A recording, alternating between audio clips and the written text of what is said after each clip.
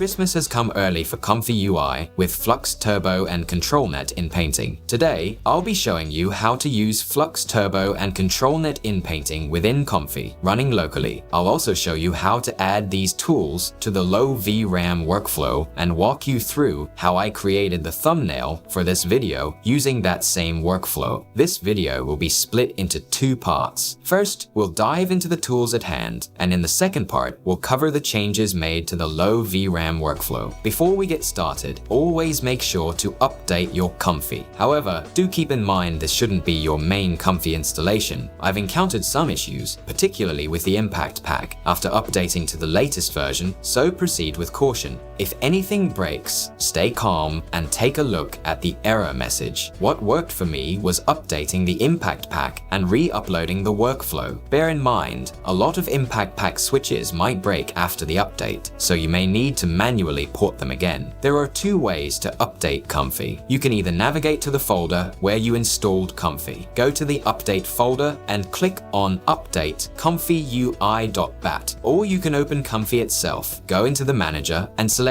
update ComfyUI. If you're new to Comfy and haven't installed it yet, I've got a video on how to install it. Before I continue, please like and subscribe. It really helps me out a lot. Let's get started. I've just finished testing the Flux Turbo Lora, and honestly, I'm quite impressed. But is it better than the Hyper Lora? Well, let's find out. Before we begin, there are two models you'll need to download. The first is the Turbo Lora from Alimama, and the second is the Inpaint Controlnet model, also from Alimama. Both download links are in the description below. For the Lora, simply copy the link from the description, paste it into your browser, download the Lora file, and place it in the model's Lora folder of your Comfy installation. For the Controlnet model, do the same thing. Copy the link, download the model, and place it in the model's Controlnet folder. Next, download the workflow file, which you'll find linked in the description, and drag it straight into the Comfy window. There's just one node you'll need to download manually, and that's the NF4 node. Everything else comes as part of the Comfy manager. For any missing nodes, simply open the manager and click on Install Missing Nodes. To install the NF4 node, copy the link from the description, open the Comfy manager, click on Install from URL, and paste the link into the pop-up window. Hit OK and wait for the installation to complete. Once that's done, restart Comfy. The first part of the workflow, as usual, begins with the Flux model loader. This section consists of the model switch, GGUF, NF4, FP loaders, and the VAE and Lora loader. For this example, I'll select the Quantist model and add the Turbo Lora to the Lora loader, setting the value to 1. Next, there are two additional groups in the workflow, the SAM2 Inpaint group and the Alimama Controlnet Inpainting group. Let's break down the Alimama Controlnet Inpainting group. This consists of an image resizer node, in case your image is too large, along with a load and resize images node, a blur mask node, and a grow mask node.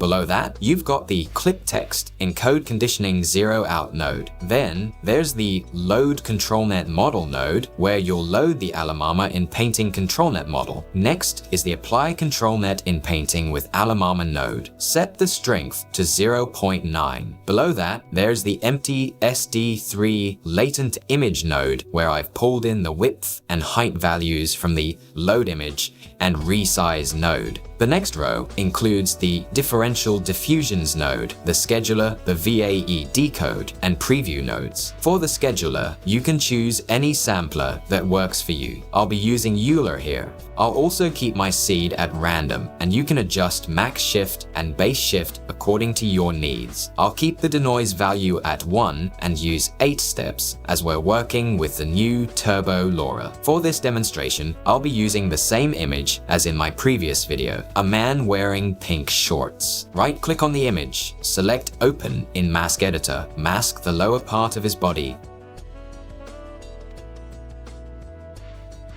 and save it to the node. The prompt I'm using here is a man in baggy jeans with small metallic silver skeletons hanging from his belt. Once you've done that, change the switch to 2 and cue the process. This method of inpainting is incredibly efficient, mainly because of the turbo model. It doesn't require any retries like other methods might. If you want, you can also use meta segmentation, which we talked about in the last video. To do this, add hair in the Florence node and change the switch mass to 1 to select Automatic Mask Selection. I'll switch the image to an anime girl for this example, add red hair in the prompt field, and cue the process. Feel free to play around with the blur mask and grow mask until you get the desired result, and try different seeds as well. As for the difference between the Hyper Lora and the Turbo Lora, there's not much in it. They both use 8 steps. Unless Alimama comes up with a Lora that uses 4 steps, it's pretty much a tie. However, the real game changer here is the ControlNet Inpainting. In my previous video, I mentioned that you couldn't use the Hyper Lora for Inpainting, but this changes everything. It makes the traditional Inpainting method a bit redundant, to be honest. Let's move on to how I used this workflow to create the thumbnail for this video. First, I uploaded an image of Deadpool. I opened it in the mask editor, masked a section of the background,